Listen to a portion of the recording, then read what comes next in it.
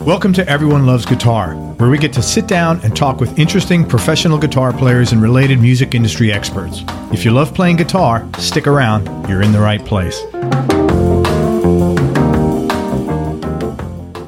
Hey, this is Craig Garber. When I'm not interviewing world-class guitar players, I'm busy helping clients with their marketing. In fact, since March of 2000, I've helped over 300 clients in 108 different industries all over the world sell everything from $20 books to $5,000 seminar seats and everything in between. I even authored a marketing book called How to Make Maximum Money with Minimum Customers.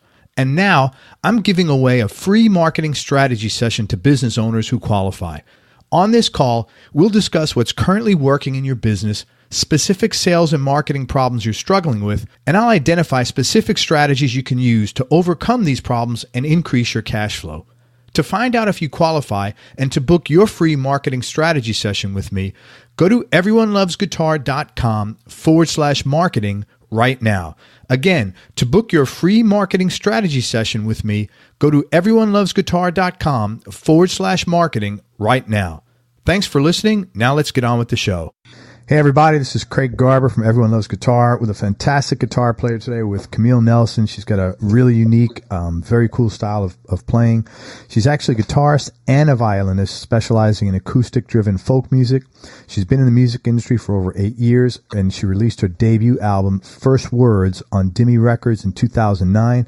And she recently signed with Stone Angel Music and just released her second studio album called Lead Me Home in August of 2017. She blends elements of folk, classical, bluegrass, and new age music. And on Lead Me Home, it's very relaxed, intricate acoustic guitar melodies, both traditional and original hymns, accompanied by a string ensemble with guest artists Stephen Sharp Nelson of the Piano Guys, Alex Sharp, formerly of the Celtic Woman, and Ryan Shoup of Ryan Shoup and the Rubber Band. Those names are all like almost the same. How does that even statistically possible? I don't know. Sharp, Shoup, and Sharp. Wow. Hey, that's true. I didn't even think about that. Yeah, and I'm not that sharp, so I'm struggling with all this. Camille's got a unique technique, actually, where she uses a lot of guitar percussion in her playing. It's extremely heartfelt. She's really passionate when she plays. You can see that, and it comes across, and her unique style enhances her melodies and compositions. She was born and raised in Salt Lake City, and she's the youngest of 6 talented and musically inclined siblings. Her dad was I wrote a violist, but that's not correct. A violinist? No, he's a violist. Oh, a violist. That is correct. Her dad's a violist, right? Because viola, right. I've never even written that word before. Her dad is a violist, and her mother, I've butchered this up already. I'm sorry, Mr. Nelson. You are a violist, and I'm sure a darn good one. And her mom was an opera singer, both heavily influencing Camille's pursuit and interest in music and performance. In addition to family, Camille draws musical and creative inspiration from her travels abroad. This is really cool. She's visited more than 70 countries and speaks German and Italian. Drawing from a deep respect for and admiration of diverse global cultures, she also integrates a unique multicultural perspective into songwriting following years living in South Africa, Germany, Switzerland, and Italy, prior to and while pursuing her master's degree at the University of Utah and Utah State University, and later her PhD at Gonzaga University in Spokane, Washington. She also lived in Nashville for a couple of years, working with various artists to help build her musical skill set. She's currently teaching graduate courses in management, communication, and leadership while pursuing her career in music with the hopes of motivating and moving others through the power of song. And she also does public speaking, which we'll talk about later on as well. She's got a lot going on, and she's obviously a very interesting and diverse background, and I've been looking forward to talking with her for a while. So thanks, Camille. I appreciate you coming on the show. Yeah, thank you, Craig. Thanks for having me on the show. So, your YouTube videos are like really well done, like old school professional MTV videos, sort of like they look like they're big budget production. Wow. They do. They like, you have, I think it's like drones flying all over. Like, it's just, I was curious, do you have like a team that helps you do that? Or is that the record label, or do you make those? I've got nothing to do with it, so I cannot take credit for any of that. But it's Elias Jessup. He's an incredible videographer. He's just about 23, 24, something like that. But he is absolutely incredible. But each of those those videos were really made on pretty much a shoestring budget, to be honest. So I'm glad they look like these big Hollywood productions and things, but we budgeted them out really well. And even the one we did in Ireland, I mean, that was probably one of the cheaper videos, and that was quite the story. So yeah, they're great, and the engineering and the music's really clean on there. I mean, they look like big budget stuff. So good for you. Oh, well, thank you. Thanks. Also, I noticed in most of your videos, you have a lot of wide open space, whether it's outdoor ones, clearly, vast open spaces, but even the ones that you have where it's indoor, like aesthetically very clean lines, and there's a lot of room and space. And I was wondering, like, what your connection to like space or nature is, because this is a very common theme if you watch them. That is such an interesting, profound question. Honestly, way to go, Craig. Like, you're so deep. Don't worry, I'll screw this up sooner or later. I promise. Yeah, those people down there in Florida are like thinkers, right? Definitely not.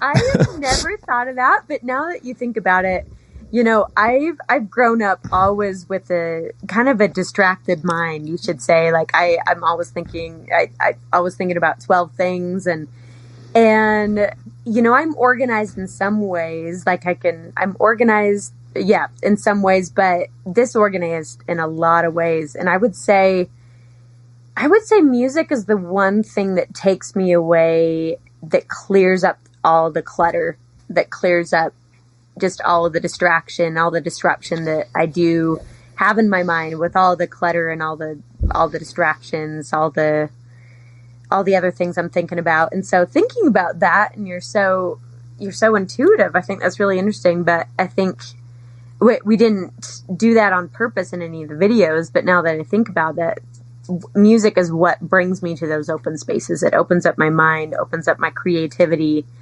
and helps me get away from just all the natural distractions that we all tend to face in the world. Yeah. Yeah. Even like you could tell, like even you have ones that are indoors, like you're moving around, you're flowing around. It's just like you seem very content with that big, when you have all that space around you. So, yeah. Oh, yeah. Mm-hmm. Which, I mean, it's hard not to be. I mean, like I said, I was just up in New York last week, and I love being there. But that being said, the thing I had mentioned to my wife is, man, I could never live here. I like my space. I go there for a month probably, but I need a little bit of, something. I need a backyard or something. Yeah, space. I'm the same way. I couldn't live in a downtown. I couldn't really live in a big city like that. Like, I do need my space. I do need my alone time. So, yeah. Is that, I mentioned it, is that a drone that captures all those rolling hills and trees?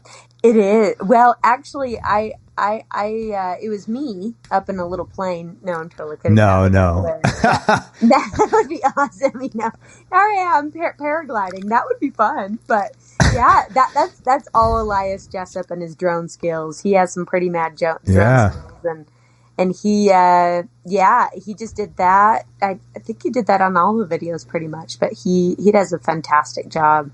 He's so talented at that. So. Well, what's really funny is, like, because I'm 54, so I'm much older than when a drone came around. So my first instinct is, like, I have to reprogram my mind. I'm like, oh, wow. No, that's not a plane. Like, of course it's not a plane. But it's like, I didn't grow up with drones or anything like that. So I know it. I know it's not a plane, but that's your first, your knee-jerk mind anyway reaction. Like, whoa, there it is.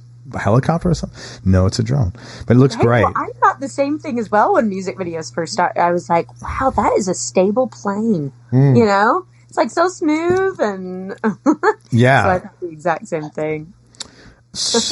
You're the youngest of 6. What was that like? That must have been adventurous. That was adventurous is the perfect word. Yeah, it was fun. It was, and we're all loud and fun and love to laugh a lot. And so the household was, and we're all musical. And so home was pretty loud, I would say, a lot of the time. you know, a lot, whether we're quoting movies or whether we're playing music or whether we're playing sports or just talking to each other. You know, if you ever come to a family party, even today, it's pretty loud. That's great. We can all get pretty rambunctious. So, did any of your siblings become musicians as well? Yeah.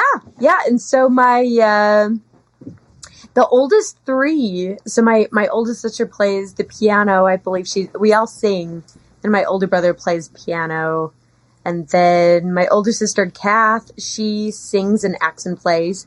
And so she's actually in the play Still Magnolias right now as Weezer. So where? And at Covey Arts Center down in Provo. Very cool. And cannot wait. It's running all month. So, yeah, for those out in Utah, you've got to go see it. So I can't wait to see it. I actually have been out of town, so I'm seeing it next week. But and then my next brother, Matt, plays the violin super, super well. He's featured on the album Lead Me Home. He played in the string ensemble. And then my brother Steve plays cello in a group called the Piano Guys.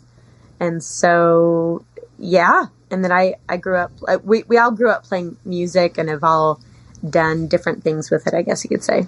And so all you guys are into, outside of piano, it's all string instruments? Yeah. Mm-hmm. Well, the youngest three string instruments, and then the oldest three, they focus more on piano, I would say. Very cool. Mm-hmm. Both of your parents musicians. Were they full-time professional musicians, or did they have like a career and musicians?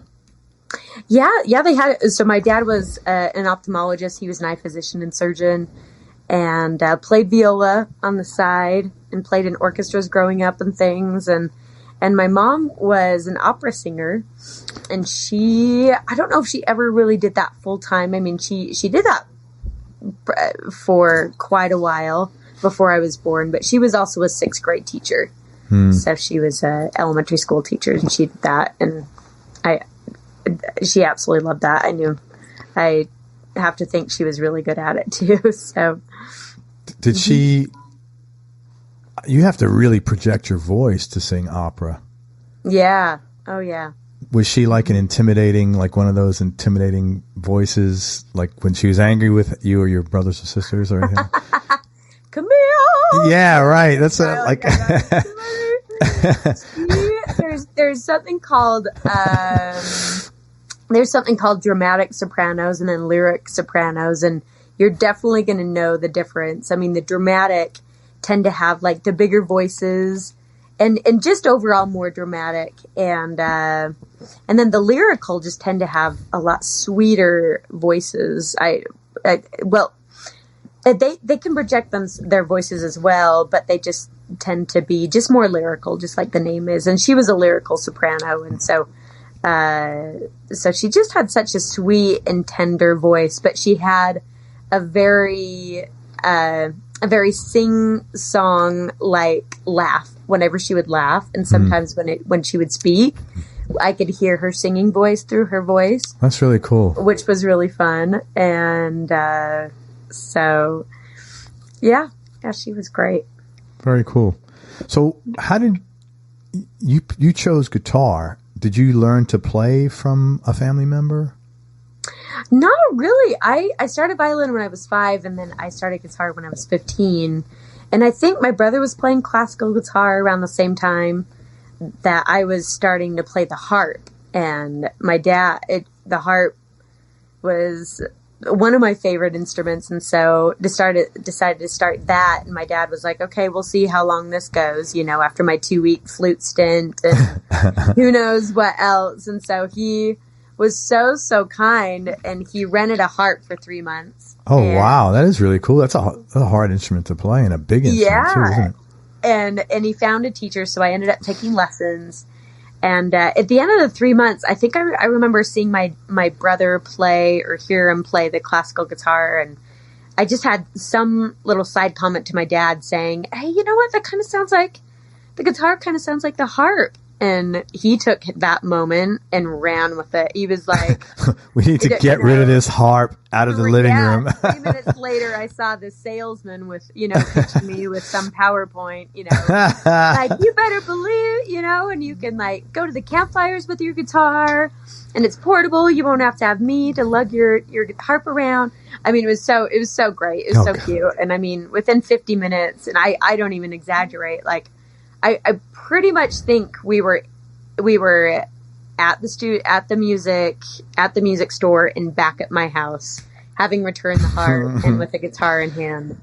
And so it was pretty. My dad was really supportive of what I wanted to do, even though it might have sounded crazy. That's really cool. How do you even return a harp? You can't put that in your trunk. I mean, like, what do? You have like a giant flatbed truck or something? Exactly. I mean, it was like a mid-size harp, because at the time I think it was 14, 15, so I wasn't totally full grown, and I'm a short person anyway, and so I think it was like a mid-size harp, so it fit in the back of our van at the time. Yeah. So he was able to fit it in. And he that's right, 6 kids, you gotta have a minivan or something like that. You gotta have a big gotta have a big car somewhere. So very cool.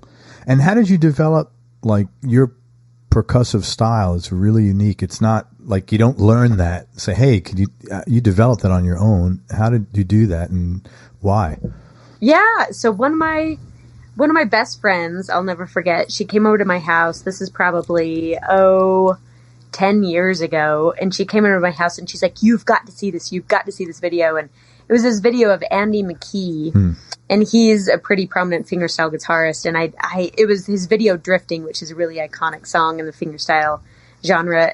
And I'll never forget looking at that and just being completely glued and almost obsessed with it, enough that I went back home, or I just went downstairs to my guitar and I was like, I'm gonna learn this song. And I totally stayed up the whole entire night, just looked at his fingers, looked at the video over and over and over again. I memorized it, just learned how to play the whole thing in a night, just because I thought it was so cool, integrating so many different things, and it kind of worked well with my brain, and that I just, I'm so distracted anyway. I have so many things going on that it was like, well, if we're playing the guitar, why don't we drum on it as well? And why don't we sing as well? Or, so I think it just interested me right from the get-go. And then I learned that there were some other players, Antoine Dufour, who's a big player in that era, and Michael Hedges, who started that whole genre of that. So, and my brother-in-law got me into Michael Hedges, as he opened for some band at some concert that he played at. So,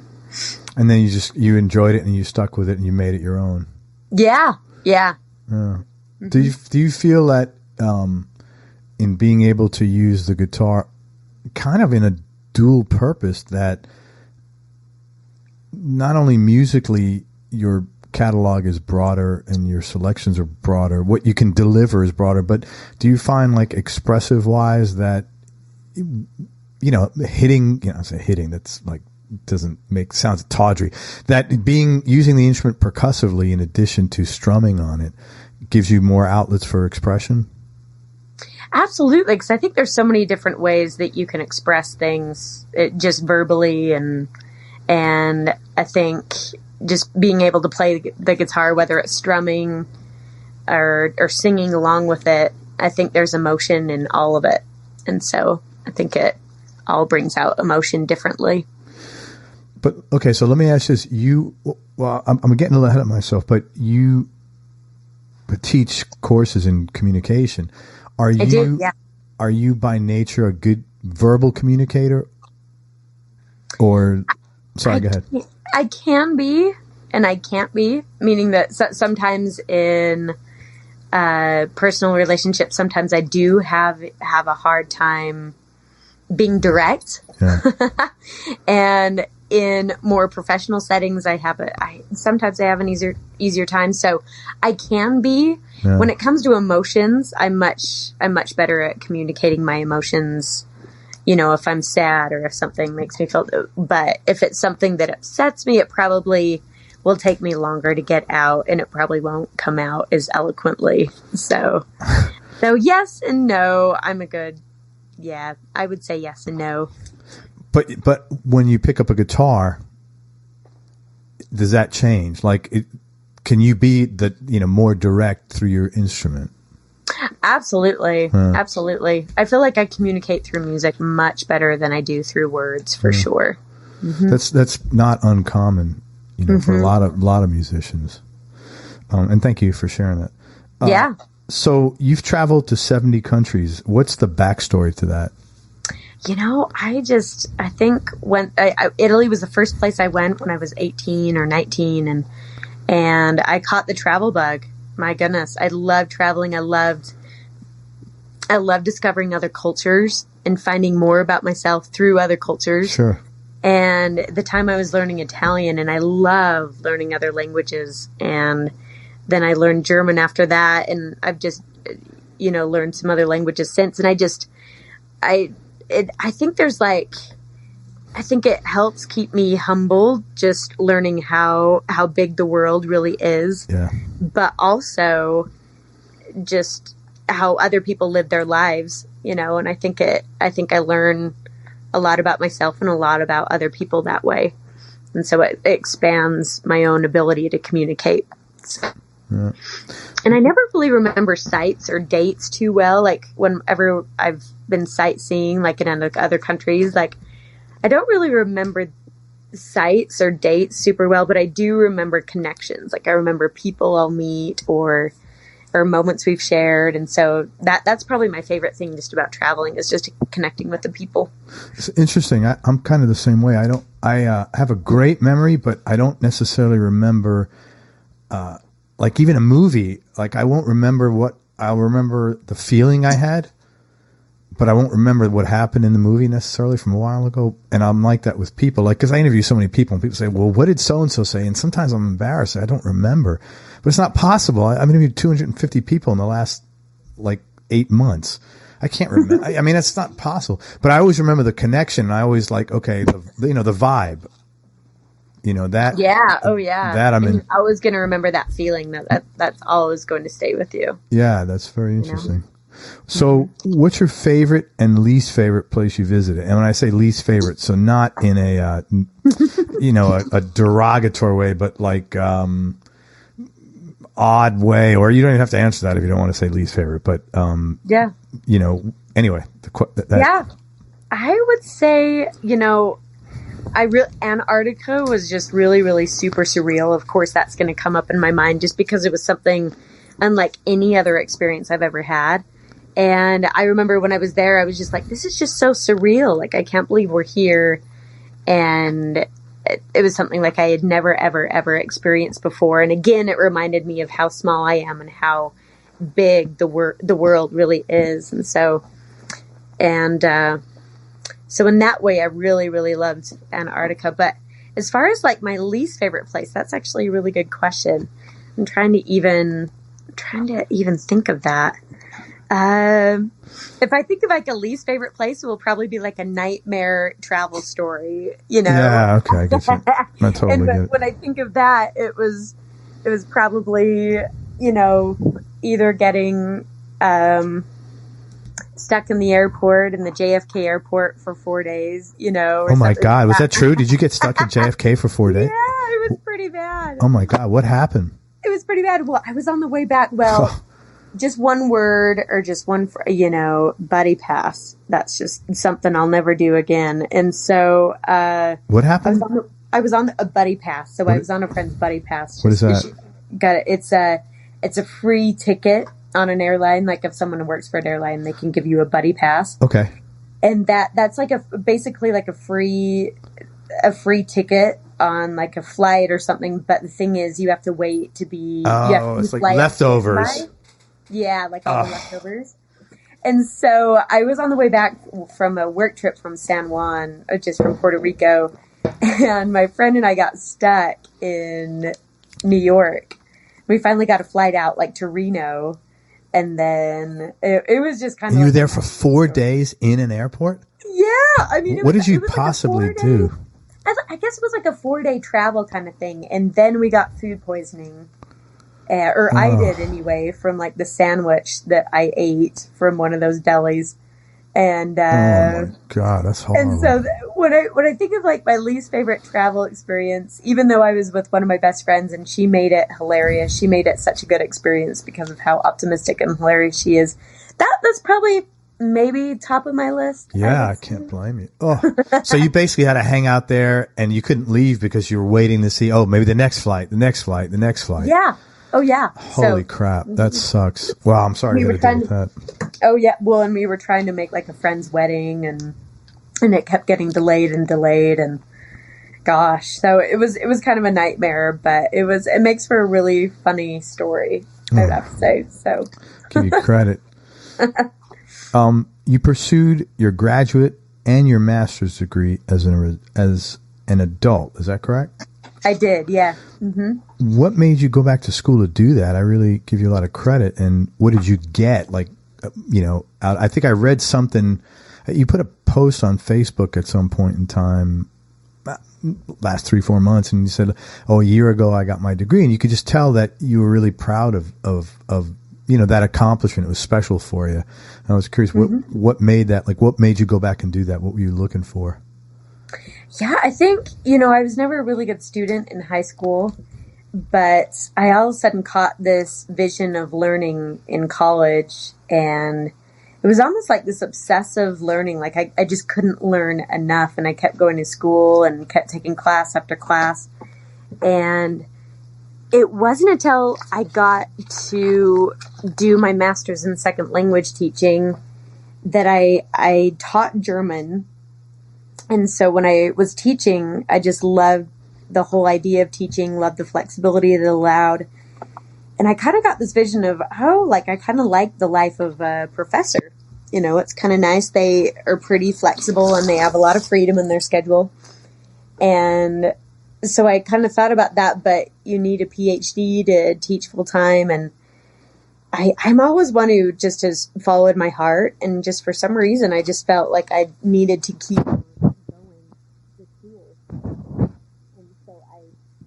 to get my PhD in leadership studies, and I tell you, I mean, it was one of the hardest things I've ever done, but after finishing it, I learned a lot about myself, and that, because I would finish it and people were like, oh, you got your PhD, you're so smart, blah, blah, blah, you're so intelligent, and it really wasn't about that, like, at all. Like, all those comments kind of would take me back, so I'm like, I never even thought of it of that way, but I thought of it as like the degree took nothing but diligence and determination and just perseverance, if anything. And so if anything that school has taught me, it's just a greater capacity to persevere, and that you can really do anything you can do as long as you're determined.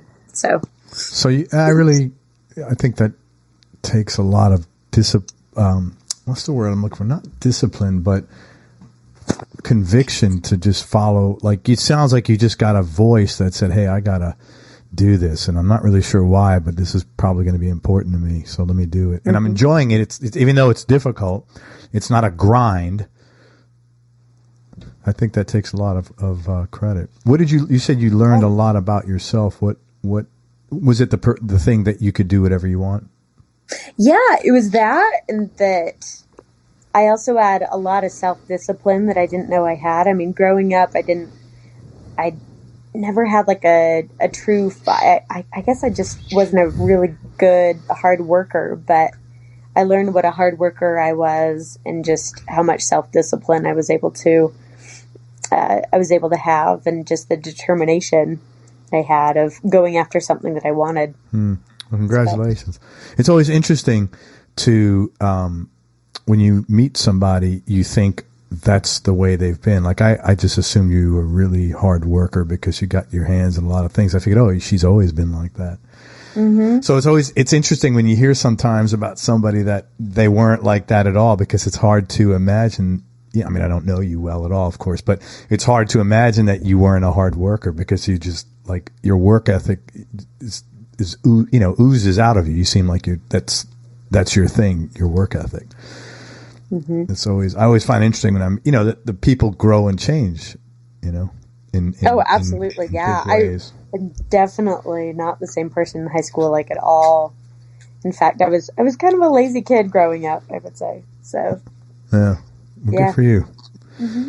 How do you, I know that you sort of integrate music into some of the courses you teach, the management, communication, leadership. And I was curious how you do that.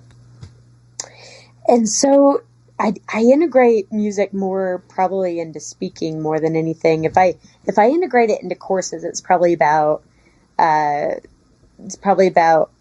concepts of music that I can apply in the leadership realm, whether it's like songwriting or theory that might be applicable in the leadership field. But how I apply music the most is in speaking, when I do speaking engagements, whether it's at high schools or at colleges or at businesses. That's when I integrate singing or playing or just talking about music in general. So very cool.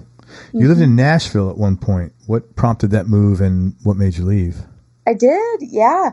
Again, kind of following my heart. I'm not going to lie. I moved back to Salt Lake after I finished my PhD, and I just had this great desire to do music again. And I was taking from a vocal coach from Nashville at the time. And I just had this opportunity to go down there and stay in a house for free and kind of give the whole Nashville a good try. And so I just took that opportunity and went down there and absolutely loved it. Fell in love with the city, fell in love with the people. People are great. And the whole culture, the whole music, and just went from there. So just ended up staying for a bit. How long? Oh, I stayed for about 1.5 years. Cool. So, yeah, I think it's a very unusual in that everybody's so supportive there. Oh, so supportive. And it tremendous. Kind of blew me away. And that it's a culture, or it's a place where, you have some of the best musicians in the world, and I've never felt more supported. Yeah, it's very weird, isn't it? Yeah.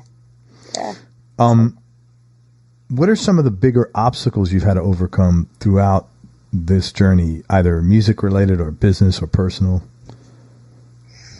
I think, growing up, I would say my mom was pretty ill so a month before I was born, my mom got ill. And so she had a brain tumor for about 18 years. Oh my God. And over those 18 years, it was kind of like,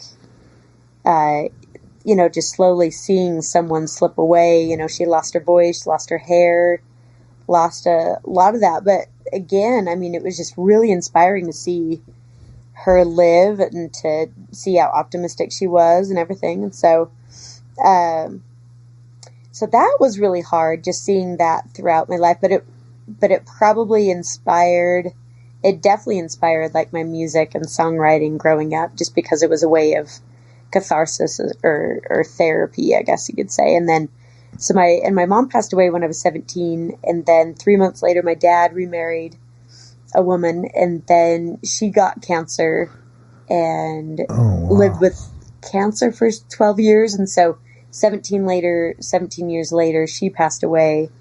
And then my dad remarried pretty soon after that. But other than that, it's probably just, as far as obstacles, it's been probably obstacles I've placed in my life, whether it's sporting events or, school, putting myself through rigorous programs and things, but also a lot of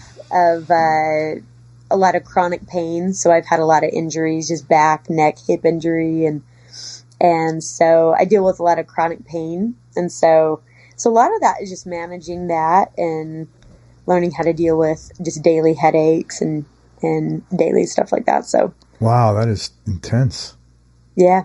What, pain is so much energy to manage. It's just, it's obscene. It's ridiculous. Oh, it really, really is. It really is. And trying to act normal, like in a social scene when you have a migraine, is just a whole job in itself, Does music help you with that at all? I can kind of distracts me from back pain or hip pain, I would say. But, yeah, I mean, a lot of times, I mean, I take baths probably once or twice a day, just Epsom salt and things. And I listen to a lot of music, and I think that's part of just healing and in general. But so I would say music is definitely helpful for sure. Yeah. Wow. So this is just a condition you have to deal with. There's no like origins, or it's not from a specific injury. It's just something that you have to deal with on a regular basis. Yeah. Well, I sprained my neck about 5 years ago, 2013.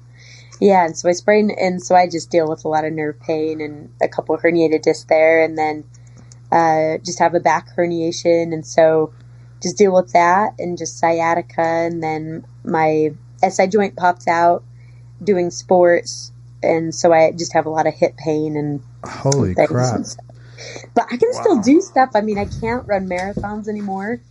Or Shucks. Really, yeah. I mean, I kind of had to retire from that, but you know, a wise leader actually in my church once gave some really good advice as far as just not being able to do things anymore. And he said, you know, he said physical disabilities are ways to see enlightenment in others' areas, you know, kind of meaning that just like when you get injured, it creates it creates a focus in other areas. And so when I was unable to, you know, I ran my last marathon in New Zealand, 2016. That will probably be the last one I'll ever do in my life. But that's so cool that you said that. I ran my last marathon in New Zealand that's just like very cool thing. It was honestly the prettiest place to run a marathon ever. And I was injured then, so I had to walk the whole entire thing pretty much. But it was the perfect one to walk through just because it was just so beautiful. But, but it's created a greater focus in music, I would say. Because ever since, I mean, the hip injury I had was probably 2014 or so. And that's when I had an even greater focus in music. And so. Wow, good for you. I want to just say something to the listeners that a conversation that I had with Camille, like right before we started, and I'm like even more blown away now. I said, you know, we're Facebook friends, and I said, I'm so impressed with you because you always go out of your way to have fun, and you're always like doing things that make you happy. And in light of what you just said, I'm even like more blown away because you have people like, you know, you're dealing with constant chronic pain, which totally sucks. And you have every reason, quote unquote, if you to just sit and say, oh, I can't be happy or I can't have fun. And here you are. I'm like blown away, man. Cause like I said, I'm so impressed by you're always having fun. You're always smiling. You're always with other people. And, anybody who like is down about stuff, I think you really need to give it a good long look because, you know, most people aren't dealing with what you're dealing with on a daily basis. They're just bitching and moaning about stuff, you know? So, well, I've done plenty of that as well, you know. I'm sure. Yeah. But you know, and that's allowed, you know, but you got to move on at some point in time and say, shit, you know, I mean, I could do this and forever. And is it going to change my situation? No. So, that's really good. I really have a lot of credit. Thank you, Craig. That means a lot. That really does. Thanks for sharing that. That was very brave of you. Yeah. So let me ask you this. If you can go back and give advice to your younger self, now that you're older and wiser and having been through all this crap, what would you have told yourself? Well, maybe just because something doesn't work doesn't mean that you have to stop trying, I think.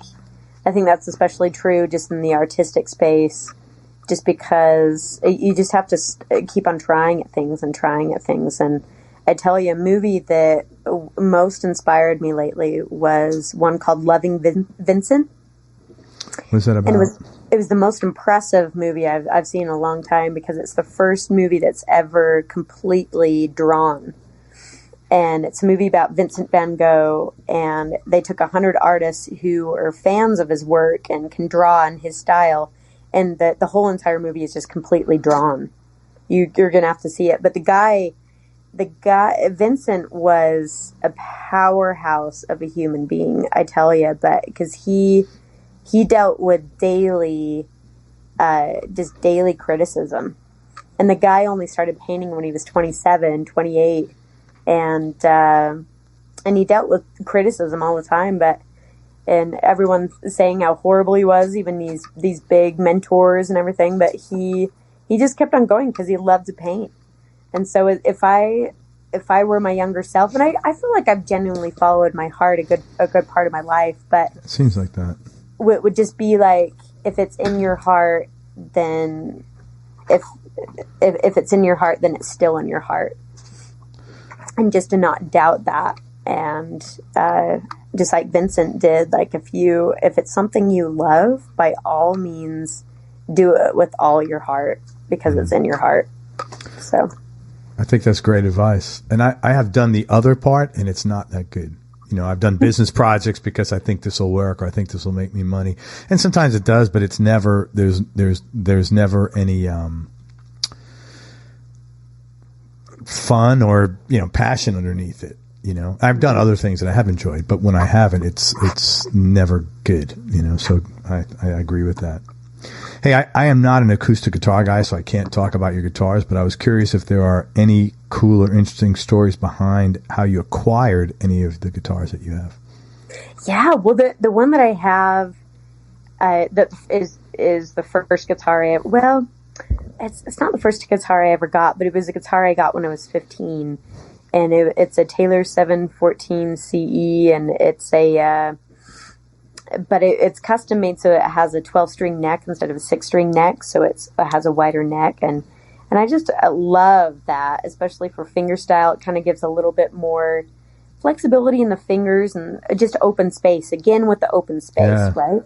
And then the you got guitar, that? Where'd you get that? Your dad got that for you? Yeah. Was that the 50-minute music thing?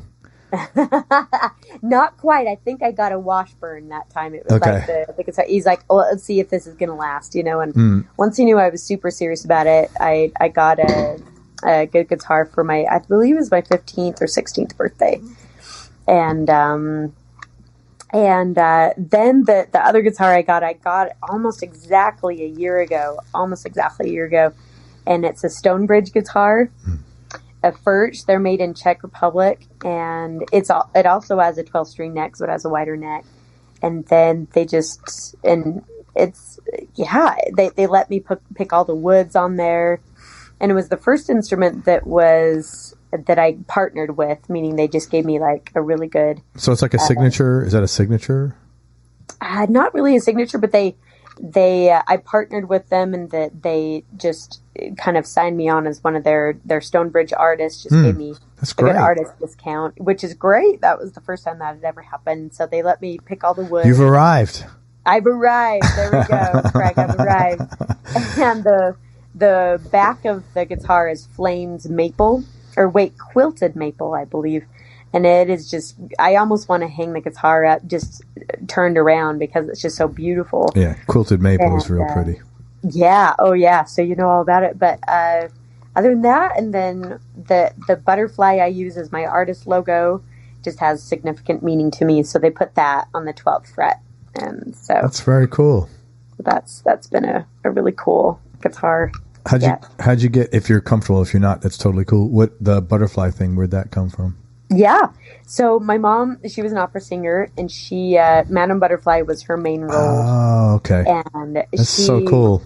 She really instilled a love for music in our family. And so whenever I see butterflies, it always reminds me of my mom, but also the powerhouse that butterflies are. I mean, they really overcome a lot, and they, coming out of their cocoon and the whole, the way in which they evolve and continue to evolve. And so I sell these necklaces just on my site. They're butterfly necklaces that were made, and on the back of them is just etched in evolve. And which I think is such a beautiful concept and word, and that we are never completely fully evolved. We just continue to evolve throughout our lives. Just like a butterfly continues to shed itself throughout its life. And just like we do, I mean, I'm not the same person I was last year or 5 year, 10 year, 15 years ago. So we just continue to evolve. And that butterfly is a reminder of me that even though I make mistakes and even though I'm not perfect right now, I don't need to be, because I continue to evolve. But also that butterflies look like angels. And so we all have guardian angels around us. And my mom is my guardian angel. And so that's the meaning behind that. That's so cool. Wow, that's really nice. Yeah. Thank you. Oh, well, thanks. Yeah, sure. Wow, that's so sweet. I'm a little not taken aback. That's just very nice. I'm glad you got all that stuff going on there. Yeah, then there's a lot of people that never evolve. Yeah. The same exact person they were like 40 years ago. It's like, no, oh my totally. God. Well, it's such a prevalent topic today. Change management is one of the main topics I talk about, whether it's in speaking or whether it's in the courses that I teach. And it's become a greater topic today because of technology and how it's evolved companies, or how it's forced companies to adapt, but how companies have chosen to adapt or either not to adapt. I mean, Blockbuster Video is a good example. I think they said years ago, we'll never have to evolve. We're always going to remain the video store. Yeah. Here they have one remaining store in the entire world. I'm surprised they even have one. Yeah, me too. I think it's kind of an iconic store, and they're trying to hold on to it. And I think the town just loves it, because of its just like sake of oldie. I don't know, but so I guess they're selling DVDs then, or renting DVDs. Is that what it is? Yeah, probably video cassettes. Who has a VHS player even anymore? I know, right? And so DVDs will probably eventually become obsolete, which is digital stuff. Sure. But, so I think just companies like that, and they fail to adapt, and so there's a lot of room for talk of change management and how to change and how to adapt. And Starbucks, Southwest are amazing. Netflix, I mean, all stellar examples of change management. So. That's really good that you, it's interesting talking to you because you're like a broad background. You can switch from like music to sort of business to speaking. And I think all those things are really cool. I'm interested in all those different things. So it's cool. If I asked you to pick your top 3 desert island discs in no particular order, and knowing that this can change tomorrow, what's like your knee-jerk reaction? Ooh, top 3 CDs. Sting, without a doubt. My number 1 favorite song in the entire world is "Why Should I Cry for You" by Sting, which is just such a beautiful song. And so I think I would have to say, but it's not on the same. I would probably do Sting live in Berlin. Okay. His live version of "Why Should I Cry for You" is just, I cry every time I hear it. It's so beautiful. So I would say that for sure. And the other one, this is kind of tricky. But Sarah McLachlan is one of my favorites. She's been a huge influence, as well as Alanis Morissette. Yeah. Beautiful voice. I agree. Completely agree. So her Illusion CD got me through my PhD, I would say. I listened to it every night. I mean, it sounds so pathetic, but I would take a bath and just listen to it. And I'm like, how am I going to get out of this? How am I going to finish this program? So it definitely got me through that. And I'm really big into Christian pop music. And so Francesca Battistelli, her Be Honest CD is beyond beautiful, and I'll never stop listening to it. So those would be my tops. Very cool. If you didn't become a musician, if music wasn't a part of your life, what do you think you would have done instead? Or is it just what the other side of you, the teaching? I would have been a professional athlete. That would have been a dream of mine. Really? What sport? So probably. I mean, this is draining. It's all right. This is the place to do it. There's like no barriers here on this show. It would either be snow skiing or water skiing or running. So that's awesome. Mm-hmm. Tell me something about yourself that people would either be surprised to hear or might find a little odd, Camille. I did bodybuilding for 3 years. Did you really? That's maybe a little odd. I don't know, or maybe something they wouldn't think of. What like powerlifting or actual bodybuilding? Yeah, so I competed in a couple divisions of bodybuilding. There's fitness and there's figure. Yeah. So I competed in figure for one competition and then fitness for a year and a half or so. You've got to be disciplined.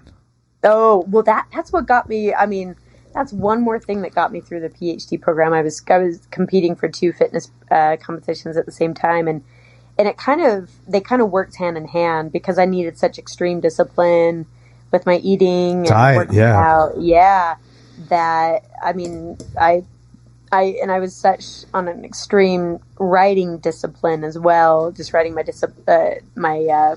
dissertation, that they kind of worked hand in hand. That I would train at the gym, 2-3 hours a day, every day, and then have my 7 Tupperwares in the fridge, get on the couch, start writing, and I love sports, absolutely love sports. There's a part of me that I will always just love sports. Wow, that is very cool. Yeah, because I've been training with weights for like 30 years, and I eat really clean, but I've never done like a bodybuilding, and I've done cuts, but not a bodybuilding cut because that's like really, really extreme. Oh yeah. Well, maybe you should think about it.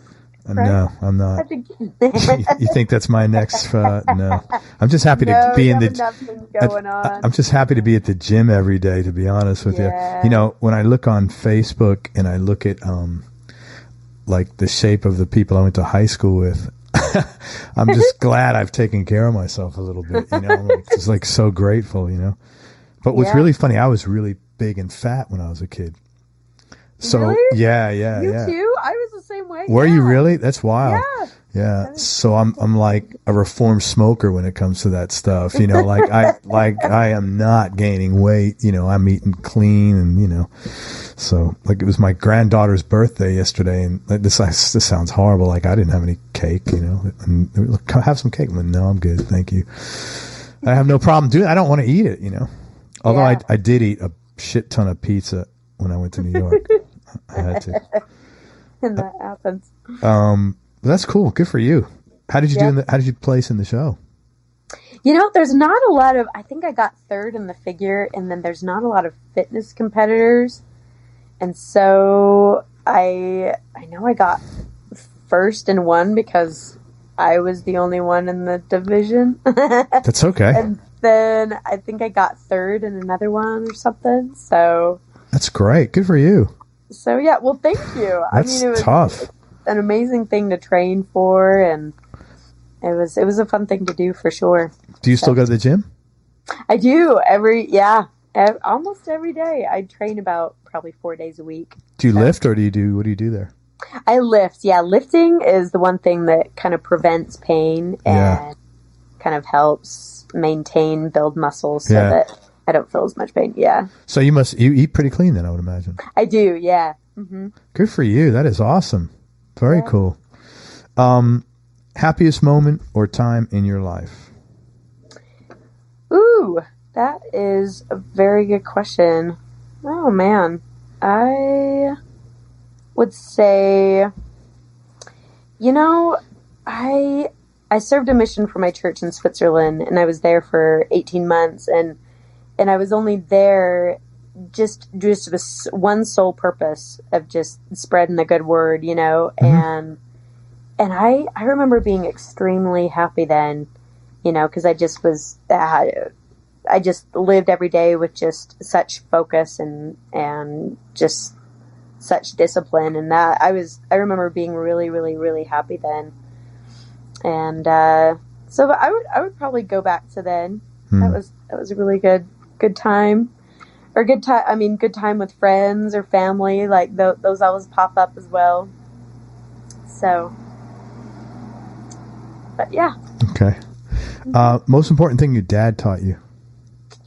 Ooh, he taught me so many things. He was, my mom was the dreamer, and she instilled that love and appreciation for music. But my dad really was the one with the whip saying, you've got to practice and everything. And I think he taught me that, you can't just be talented at something. You can't just want to do something and just be natural. You have to work at it. And it's just like anything. Like when people say, oh, you're talented or you're talented at this. I mean, there's so much that goes into that. There's so many years and hours of practice. And so he taught me the discipline of practice for sure. But he's taught me patience. I mean, with a kid like me. And sorry, I think that's the garbage truck or something. But yes, come on, no. Let's listen to that garbage truck. Come on. Yeah, right? I mean, sweet music. It sounds so different in Utah than from Florida. It's like the snowplow. Yeah. No, but my dad just really taught me like such, not only discipline, but he's so patient. And so he was a really, really good example of that. So discipline and patience. And your mom, you'd say, was the dreamer and the creative inspiration? Yeah, she was the one who like instilled like a love and appreciation for music all in her family. And then, but then I would say my dad was the one, just making sure that we practiced. And I couldn't go to birthday parties. I couldn't go really anywhere unless I practiced. And so yeah, that was kind of the story there. Very cool. Is there anything that you're still interested in learning to do? Oh, there's lots. Yeah, there's lots of things. Gosh, I want to once and for all. I definitely want to learn how to speak Spanish fluently, and I definitely want to get married and have kids. That's like at the top of the list. And gosh, that's like so old school now. I know, right? Like nobody gets married anymore. It's so weird. Do you have any hobbies outside of music?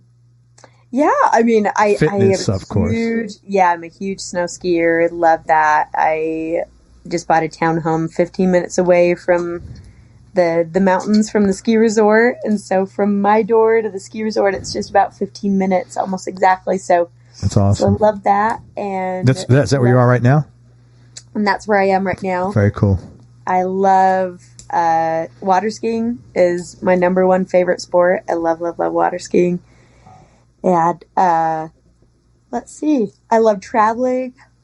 I'm a big foodie. I do love eating clean, but I do love eating good food. What do you like to eat? Ooh, I love good Italian food, or just really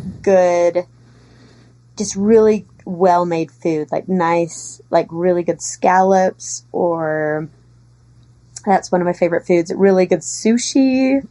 And you're making me hungry now. You're saying all healthy stuff, So I know, like yeah. Scallops, but, sushi. I mean, I do love some good pizza for sure. Oh, God. Yeah. So. 2 more questions. Well, just one more, really.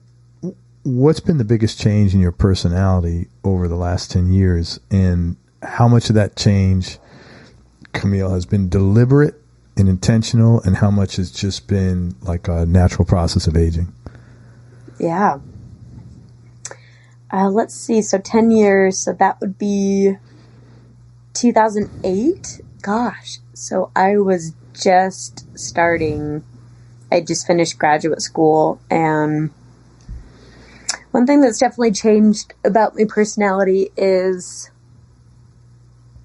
I feel like I've always been pretty open as far as, but the last 10 years I've lived so many different places, traveled so many places, that I feel like I'm even more open, like, than I used to be, meaning just, I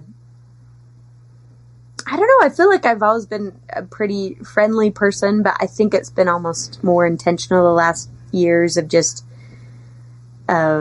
that's probably just a natural way of living, just being in different places. And so it'd probably just being more open and being exposed to more cultures, more diversity. And I would just be saying more open. Yeah. Very cool. Yeah, but I understand what you're saying, because there's one thing to be open, but there's another thing to be open because you've been exposed to this thing. It's with deliberate, you have a better appreciation of, different is interesting. Again, You've seen it firsthand. It's not like you watched the documentary. Yeah, absolutely. I think it's really cool. Mm-hmm. Hey, first of all, thank you for everything. And I want to tell people about where to find you, but I also know you're involved with SaveOurMonarchs.org. And I was wondering if you wanted to talk about that charity and why you chose to partner with them and anything else you want to talk about.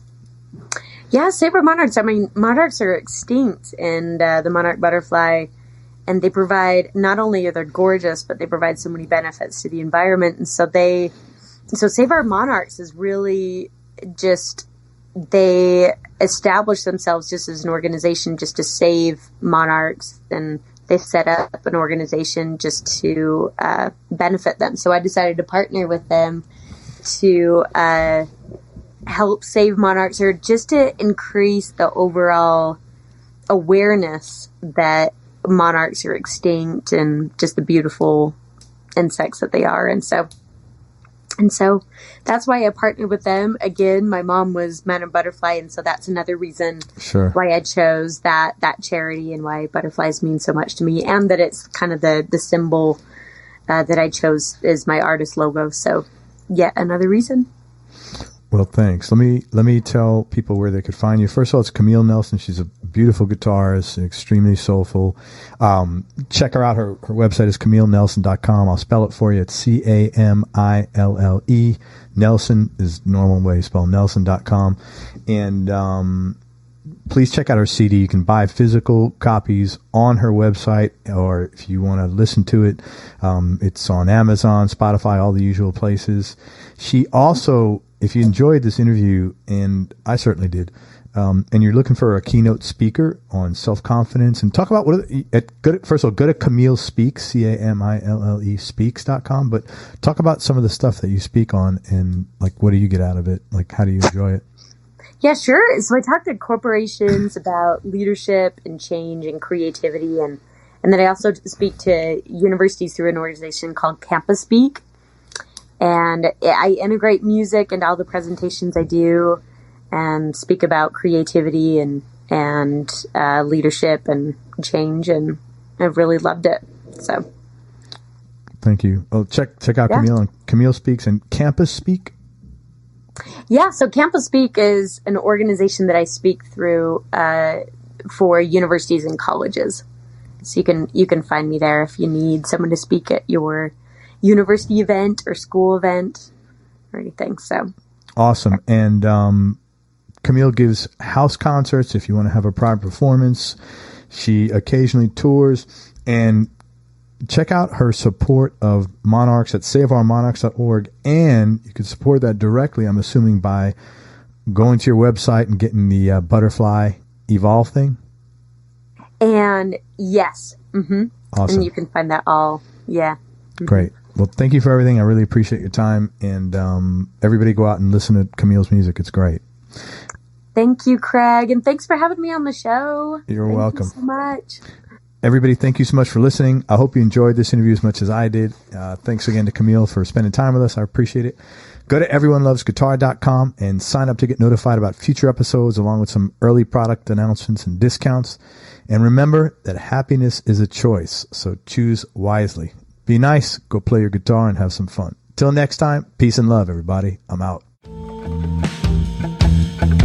We hope you enjoyed this show. If you did, subscribe to the Everyone Loves Guitar podcast, and you can do this online at everyonelovesguitar.com or on iTunes. And if you like the show, please leave us a 5-star positive review. The more 5-star reviews we get, the higher our show ranks, and higher rankings mean we get to continue speaking with cool, interesting guests on our show. We'll see you on the next episode, and until then, keep playing your guitar and have fun making music.